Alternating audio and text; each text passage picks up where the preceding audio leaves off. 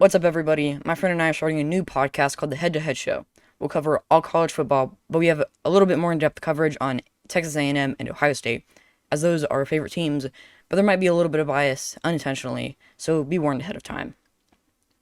The first game we're going to cover this week is Notre Dame versus Syracuse at the Carrier Dome in Syracuse, New York. History of Notre Dame versus Syracuse, it's not like a specific game or anything, but Notre Dame has won 7 times and Syracuse has won 3.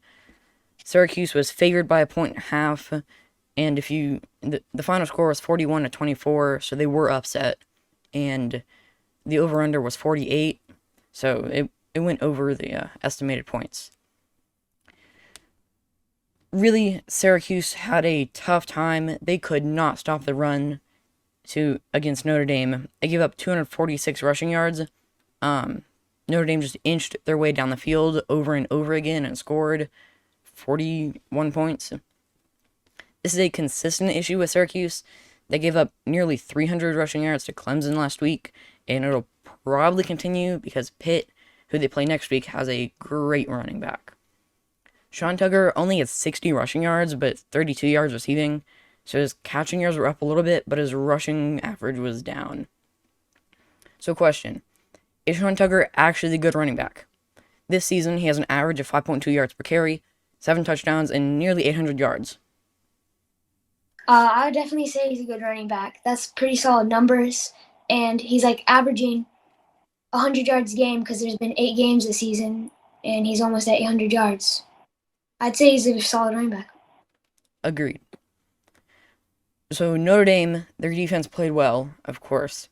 They forced Syracuse's punter Maximilian von Marburg to punt 6 times, and they forced 2 turnovers. One of the turnovers was a pick 6 on the very first play of the game. Another question, will Notre Dame win out? I don't think they will. Their final games are Clemson, at Navy, Boston College, and USC. Yeah, they're probably dropping USC and Clemson because Notre Dame was having a choppy start, and I just still don't think they're under Marcus Freeman. They're going to be able to beat Clemson and USC. Is it at Clemson? Clemson is a home game.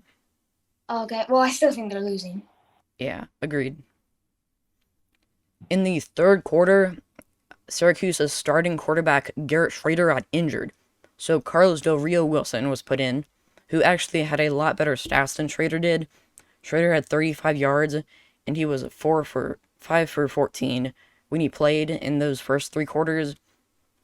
But then Carlos Del Rio Wilson came in, and he attempted 22 passes, completed 11, so he was 50-50. He threw for 190 yards, a touchdown, and an interception. Schrader also had an interception on that first play of the game. I think he got a touchdown too. Syracuse played Notre Dame close to the third quarter, keeping it a 3-point game going into the fourth. But Notre Dame got a big momentum push with a pick and a blocked punt, and they just overall finished the job and ran up the score a little bit. Okay. Oh yeah, how did the Notre Dame quarterback? Because I know he's a second string. Did he play solid? I think he did. He only threw a couple passes. I think he was 9 for 11. He had good numbers, 115 yards, I think. It was definitely a run-based offense, though. Okay. So should we head over to Ohio State versus Penn State? Let's do it. Okay. So Ohio State leads the series 22-14 against Penn State. They've been playing each other every year ever since Penn State joined the Big Ten. OSU was supposed to win by 15 and a half, by 15, and the over-under was 60. And basically, this was a roller coaster of a game because Ohio State started off strong, 10-0, and there's this probably defensive player of the week just in all of the country, not Big Ten, all of the country, in my opinion. JT Tuimoloau. He had 1 deflection, 6 tackles, 2 sacks, a forced fumble recovery, 2 interceptions, 1 pick 6. That's kind of a whole season's worth of stuff, for some people. And I honestly think he should get the defensive player of the week. He got an early pick in the first quarter, I think second drive, and he also had a deflection on the first drive, which led to a pick. But the Ohio State defense started off strong, and they were like shutting them down. And Sean Clifford threw 2 picks on the first 2 drives. And like a big question for Ohio State is, can they succeed on short fields? Because it happened twice this week. I think Ohio State had 3 drives, and they had 2 field goals. One was missed, and against Iowa, they had like 5 short fields, and they scored 1 touchdown, 4 field goals. Like they actually need to work on these short fields because they do fine on 70-plus-yard fields. Under 30, they don't know what they're doing. Honestly, all it like this Penn State team started going off after the third drive. They came up, and there's a stupid play where Parker Washington was just started out playing all of our cornerbacks, and the defense basically fell apart to the end of the half. And I feel like Penn State really showed up Ohio State and showed our weaknesses. And I have a question. Do you think CJ Stroud's playing like a Heisman? I don't think he is. I think that sometimes he is. It kind of depends on the game. He usually has really good stats, but Mm-hmm. but he didn't have a great game versus Penn State. Yeah, he had like 1 touchdown. He didn't throw a pick, but he sure almost did. And there was this one play that stood out. He had like 6 seconds left, nearing the end of the second quarter, and they were at the 9-yard line trying to get a touchdown Penn State to take the lead, like 20-14. He gets sacked and fumbles it, and then time runs out. Like sorry, but that's like you're kind of playing like a UNLV quarterback or something, to be honest. Yeah. Ohio State was able to rally, but Ohio State doesn't feel like the most dominant team in the Big Ten, in my opinion. I feel like it's the team up north, Michigan, because they were able to hold the third best team, Penn State. Yeah, yeah.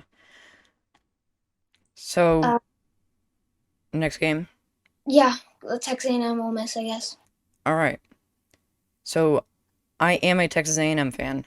I stated that in the beginning. I was at the game, so I got a whole first person view of everything. So I have a lot to say. I have a lot to say. Um, Definitely a little bit of bias and a little bit of ranting, but stick with me. Stick with me.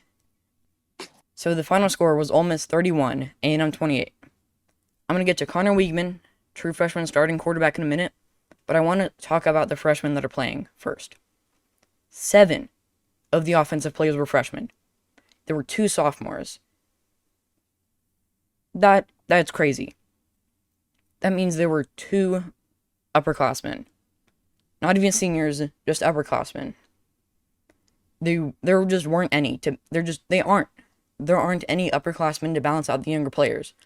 They've either been beaten the lineup because they haven't developed or they're injured. I'm definitely not saying the freshmen are bad, because some of them are fantastic and they're probably going to be first round draft picks. But there's just no balance. There are 8 players on the offense that are injured or didn't play, and 4 of them were offensive linemen. So the offensive line is just not great, and that has led to our starting 2 quarterbacks to be injured. Personally, I don't think they should have been our starting quarterbacks. They altered and rotated when each other got hurt. But they got hurt because of the injuries of the starting offensive linemen. I think we have like 2 or 3 upperclassmen there, and they're pretty good. So the run defense for A&M against Ole Miss. Jackson Dart ran for 100 yards because of defensive coordinator DJ Durkin. Durkin didn't put a spy on Dart the whole game after he continuously ran for dozens of yards and converting on third downs or giving them short fields. I don't know. It's terrible. It's just terrible. Now, Durkin's guy that's usually the spy, Antonio Johnson, he's hurt. So you'd have to put in like some other guy that doesn't usually spy, but still you should have someone that can. Durkin ran a 3-2-6 defense on the first drive, and that totally killed us. 3 guys on the line and 6 guys in the back. So Ole Miss just ran the ball whenever and wherever they wanted, which was every play on the first drive, pretty much. He runs the 3-2-6 all the time, and the opposing offense always scores. So that absolutely needs to change. Or else we're going to continue to be beat, and we probably won't go to a bowl game. As right now, with the loss, we are 3-5. That is terrible. Devon Achane, the running back. As usual, he played a really good game with 138 rushing yards. He made big plays in the first half, but the run game was almost completely abandoned in the second half, even though it was going well. What I really want to talk about is true freshman quarterback Connor Weigman. He is the future of Aggie football. I totally doubted him early in the season when we hadn't seen him play, but this kid looks like the best quarterback A&M has had in a long time. Better than Manziel? Well, Manziel was a long time ago. I think he could potentially be Manziel of the future, as long as he doesn't get injured or decides to transfer for some reason, which I don't think he will. His stats were great. He had 340 passing yards, 4 touchdowns, and no picks. Completion percentage could have been better. He was 28 for 44, but there were a lot of drops by the receivers. Evan Stewart had like 3. That's the only guy on the top of my head. He did have like some tipped passes or just like straight up incompletions because of the pressure, because the O-line was bad. The O-line was bad because they're all freshmen or underclassmen. This was the first time since Johnny Manziel that a quarterback at A&M has thrown for 300 yards, 4 touchdowns, and no interceptions, playing a Power 5 opponent since the Jays of Heisman winner Johnny Manziel. I'm very confident now that I've seen this kid that he will do great things in College Station. The refs were terrible, as SEC refs are. One of the Ole Miss defensive drives, there were 2 calls of defensive pass interference that were bogus. One of them was when an Ole Miss receiver was diving in mid-air for the catch, and the A&M defender, I don't know his name right now, he touched his shoe. Touched it. Tapped it while he was jumping.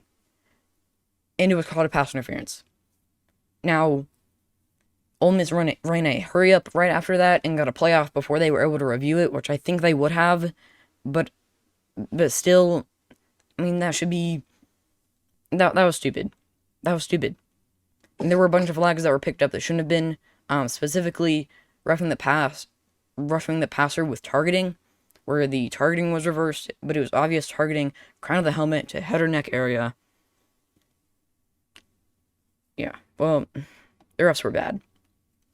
Now, it does sound like I'm just an upset fan complaining, but this is accurate as I was there to witness it. I posted some videos, some shorts on the channel.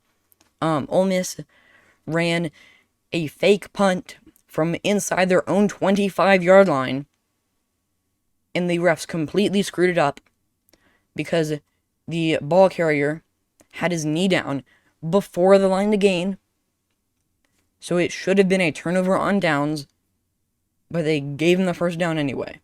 The stupidest play. Did they score on that drive? I think they did score on that drive. So, completely ridiculous. One little nitpicky thing with Connor Weigman. Right before halftime, we had like a minute left, and he tried to scramble, but he like tripped, but he did it twice in a row to get us out of field goal range, and if we had attempted and been able to make that field goal, we would have scored the game-tying touchdown in that late possession. So little thing. He's a freshman, so I'm gonna give that to him. He's just too fast for his cleats. Okay. All right, next game. Okay. Well, there's not a whole lot to say about Kansas State versus Oklahoma State because the score was 48-0. It was total domination. When watching, there's this 5'6" guy named Deuce Vaughn. He's a running back. He's like crazy agile, and he basically took away all the momentum for Oklahoma State because Oklahoma State's quarterback Spencer Sanders threw a dot to his wide receiver, dropped. Like it was a first down, going to put it into the red zone, but then since it was turnover on downs, Deuce Vaughn and the Kansas State was able to get it back, and he ran like 60 yards, touchdown, and no one caught him. He had a great game, 150 rushing yards. Basically, after that drop, the Oklahoma State offense was basically like not even there. They didn't even show up. It was just touchdown after touchdown for Kansas State. It was getting depressing to watch. Like, man, like I can't say much more. Oklahoma State just got outplayed. I thought they were a good team. I thought they'd win this game. They didn't. And I have a question. Do you think Chris Kleiman, Kansas State's coach, do you think they're going to have a bright future? I think that Kansas State probably will have a bright future. I think they'll probably go to the Big 12 championship game this year. I think Kansas State is on the upswing though. Do you think they'll lose in the Big 12 championship or no? Like, just prediction. It really depends on who they play. If they play TCU, because TCU is currently undefeated and leading the Big 12, if they play TCU, which I think they will, I think it's going to be TCU K-State in the Big 12 championship game. I think TCU is probably going to win, maybe by double digits. TCU could be the team that really messes up the college football playoff because if they just go undefeated, well, they're probably going to have to go in because they're the Big 12. They're not like Cincinnati, Group of Five. They're a Big 12 team. It's a solid conference, like the third best, I'd say. And if they go undefeated, I feel like they probably should have a spot, which would close the gap to making it where no Big 10 team, there shouldn't be two Big 10 teams or two SEC teams in the playoff. So if TCU wins out, they should probably make it, and I think they'll mess someone up like Michigan, Clemson, or Ohio State. Those are one of the victims. Yeah. If TCU wins out, then I think they'll definitely be in the playoffs. Yeah. All right.